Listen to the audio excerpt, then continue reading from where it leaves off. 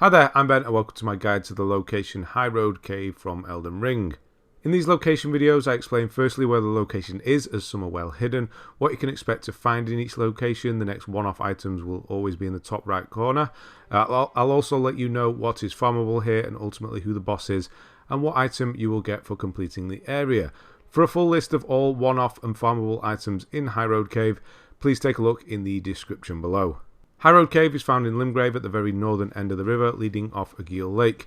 You'll actually need to use the Spirit Spring jump halfway up the river to get to it. One thing I will definitely advise for this place is a torch. It's really dark in parts of this cave.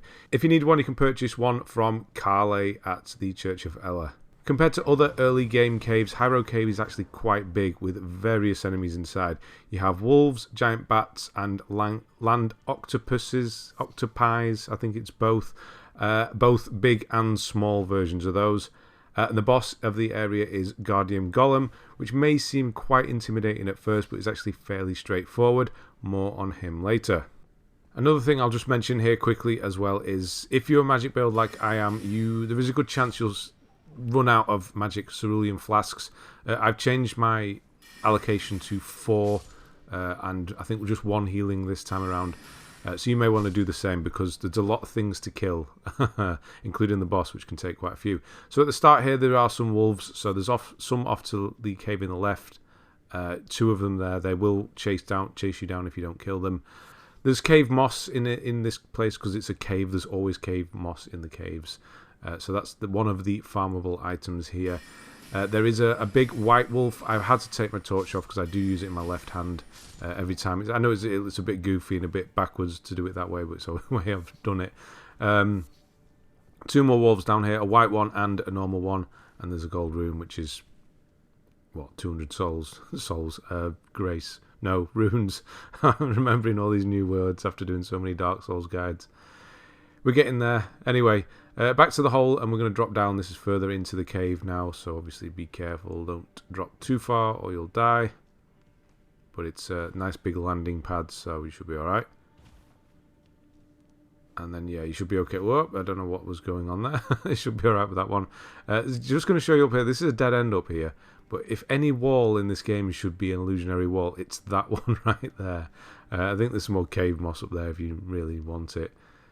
Which I doubt. So yeah, wolves are here, so you can also farm thin beast bones, but that's it from them really. There's a couple more down here. And then on we go. So we're going to get another split here. So I'll show you where this links up in a moment. So we're going to go to the road, the path off to the left, because this is the best way to go. There's an item up here, and you get to stand above the enemies and kill them from above, or the wolves. There is one to the left, which I remember now. So we'll get rid of him. Or her, who knows. And then Arteria Leaf here. 3 of those, so it is a rare crafting material, Arteria Leaf. Now I've had to take my torch off again, but there are a few. I've actually started spamming it then because there is a white one. It's down here, this one. So directly below will be a white one. I'm out of magic now. So 1, 2, 3 on that one. You've got a normal one ahead of you, and then there's 2 other normal ones. One you might reach from here, depending what you're using. If you're melee, you'll have to jump down, obviously. Or you could use a bow and arrow. Yeah, can't get that 4th one. So you've got the white one here, which has actually dropped some... some lump of flesh from this one. Don't usually get that. Not as often as thin beast bones. So fire grease, this is a one-off item there. And then we'll get this final wolf. Some more thin beast bones. And then this is where the path linked up. So where it split off before. So that's where I was. So if you just carry on straight on, you'll just run into all the wolves. So it's better to get the drop on them, really. And then it's going to switch up. And we're going to go into a water cave area now, which is completely different. I bet you weren't expecting that. And there's going to be bats everywhere now. So there's no more wolves, but there's bats, which are arguably more annoying. So there's one below here. So don't drop down yet, if you can help it, because I was going to explain it, but never mind. There's one, as soon as you drop down, there's one behind you, and there's this one that's going to come flying off the post. If you do have a long range spell, you can kill that one on the column there before dropping down. But be aware that this one behind is going to come after you. And that item there is Smithing Stone 1 times 3. It's definitely worth grabbing. And then we're going to drop down. So this bit here can be a bit tricky. So there's two, you can see there, just there. There's 2 bats in the cave here. So I'm going to drop down quickly. I have to take my torch off. But there's 1, 2 bats there. So be aware of those. There's nothing else that's going to come after you from behind, so don't worry. And then in here we've got a smithing stone 2. And then the first of the land octopuses. Octopies. The little ones are easy. There is a big one later on as well. And then we get a gold rune 4 here. Why the torch doesn't extinguish under a waterfall, who knows. But it doesn't. It's a special one. Right, there's quite a few bats down here. You should be able to get this one from up here. So use a bow and arrow if you've got one, or magic. Or you'll have to wait until it comes for you and just bounce it off your shield or whatever you've got as a melee. They're not difficult bats, they really aren't. So drop down in front of you, and you do drop onto the waterfall there. You'll be fine. There's 1 over there, and then there's 2 more on the platform, and then we are done. Nope, I'm running out of magic again. Not very good at balancing it today. And then here we've got the Shamshir. I think it's the Shamshir. This is a curved sword. It's not bad actually. It's got quite good moves, quite quick. That was another little land octopus there. So we'll jump across, and then we've got a big octopus coming up now. Now you don't have to kill this octopus if you think you're going to run out of magic or what have you. Then don't worry, because you're going to need about a flask, if not a bit more, for the boss himself. Just gets me there. Just gets me. But yeah, you don't have to kill this. If you watch this video, you can see there's actually nothing in here.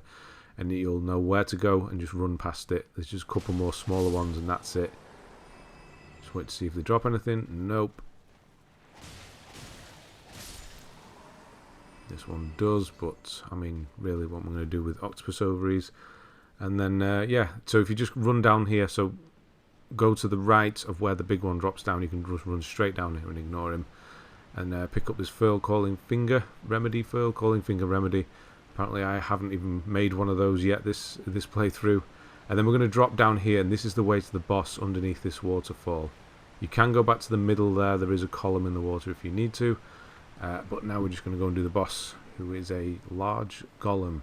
It does look quite intimidating. There's some fireflies here, silver fireflies, fireflies if you need them. Yeah, this guy hits hard, but is slow. Telegraphs, highly telegraphed. So ankle, weak points. Anything that's glowing is a weak point really, so wrists and ankles. I go for the ankles because there is a chance he'll fall over. He actually doesn't this time around, which I was really surprised about. Every hit that I do goes for his ankle. So what you want to do is stay away most of the time. It very rarely does the fire attack, to be honest, but I got unlucky there.